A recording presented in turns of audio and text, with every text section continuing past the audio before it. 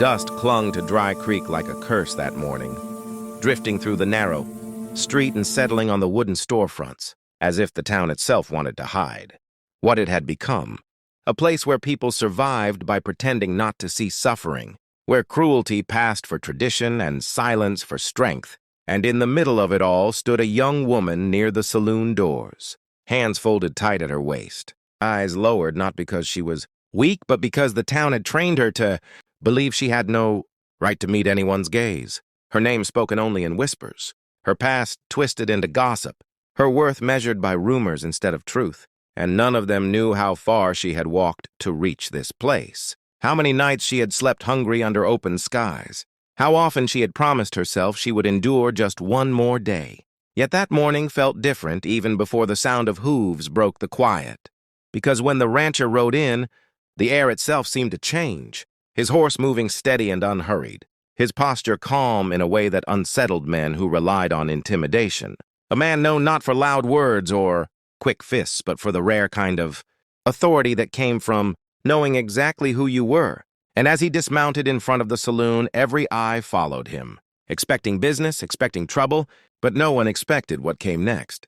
Because instead of walking past the girl like everyone else always did, he stopped, turned toward her fully, and said her name out loud, clear and firm, not as an insult or a joke, but as a declaration. And the sound of it rippled through the crowd like a stone dropped in still water, her breath catching as if the word itself carried weight. She had never been allowed to feel, and when he reached out his hand, it wasn't rushed or hesitant. It was offered with certainty, with respect, with the quiet promise that he meant exactly what he was about to say. And when he announced to the town that she would work at his ranch under his protection, that any man who had a problem with it could bring it directly to him, the shock was instant and complete, faces tightening, mouths opening without words, because no one had ever challenged the unspoken rules of Dry Creek before. No one had ever stood up and said enough, and for the girl the moment felt unreal, like standing at the edge of a cliff not knowing whether to fall or fly. Fear and hope colliding so hard her hands trembled. Yet when she finally placed her fingers in his calloused palm, something inside her shifted, something warm and unfamiliar spreading through her chest. Not desire, not rescue, but the strange realization that for the first time someone was choosing her in front of everyone, not privately, not quietly, but openly. And as murmurs turned into tension and judgment thickened the air, the rancher didn't flinch, didn't raise his voice, didn't explain himself, because he didn't need to, and that calm refusal to justify decency unsettled the town more than anger ever could. And later, as they rode away together while eyes followed from every direction, the girl stared ahead, trying to understand the feeling blooming inside her, a feeling that made her spine straighten, her breathing slow, her thoughts quiet for the first time in years. And when words finally escaped, her lips they surprised, even herself as she whispered, "That feeling?" It was amazing, not because everything was suddenly safe or easy, but because for one powerful moment she felt seen. And if you're feeling that moment too, if this story is pulling you in, subscribe to the channel now, because this is only the beginning, and what comes next will shake Dry Creek and its people to their core. The ride out of Dry Creek did not end the story, it ignited it. Because towns like that do not surrender their cruelty quietly, and as the rancher's land stretched open beneath a wide, burning sky, the girl began to understand that courage was not the absence of fear, but the decision to walk forward while carrying it day after day, learning new rhythms, honest work, and the unfamiliar feeling of being spoken to like she mattered. While back in town, resentment fermented into something dangerous, whispers turning into plans among men who believed power belonged to those who took it by force. And when they finally came riding out to the ranch under the excuse of confrontation, the rancher met them alone at the fence line, calm as ever, refusing insults, refusing provocation, until the moment came when words were no longer enough. And when violence threatened to spill over into destruction, the truth revealed itself in a way no sermon ever could.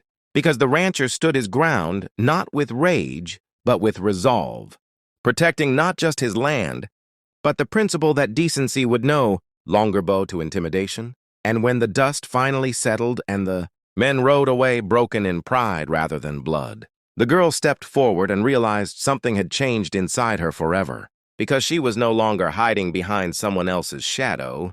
She was standing in her own, shoulders back, voice steady, eyes clear. And when the town gathered days later, drawn by rumor, curiosity, and guilt, they did not see the same broken figure they once mocked. They saw a woman transformed by belief. And when someone finally dared ask what had changed, what had turned fear into strength, she didn't speak of protection or victory. She spoke of that moment in Dry Creek when someone chose dignity over silence, when someone proved that kindness could be louder than cruelty, and she smiled softly and said the words that would echo through the town long after. That feeling, it was amazing. Not because it was easy, but because it was real.